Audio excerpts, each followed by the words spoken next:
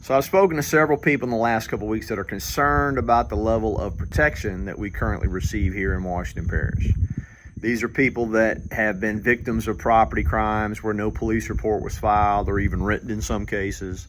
These are people that are involved in altercations with their neighbors where the deputies will advise them to escalate the situation by shooting an animal or damaging property. These are people that are victims of domestic situations where nothing was done to the perpetrator because of who's involved. You know, it wasn't that long ago that we used to call police officers officers of the peace, but we don't call them that anymore. We call them law enforcement officers because we've lost sight, at least on some level, that our primary mission is to protect people instead of asserting authority on behalf of the politicians. Keep in mind that these politicians are the same people that not too long ago made work illegal, made worship illegal, made school illegal, made certain people unessential. The fact is that people are not unessential and that everyone deserves protection. So maybe you're a flag-waving constitutionalist and you're concerned about protecting our First and Second Amendment rights.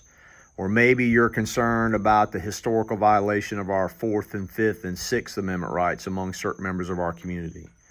Or maybe you have knowledge of what goes on in the jail and you're concerned about the consistent violation of our Eighth Amendment rights. Or maybe you're a business owner and you're concerned about the federal government's plan to continue to violate our Ninth and Tenth Amendment rights. I mean, these are the people that are still trying to make gas stoves illegal, by the way.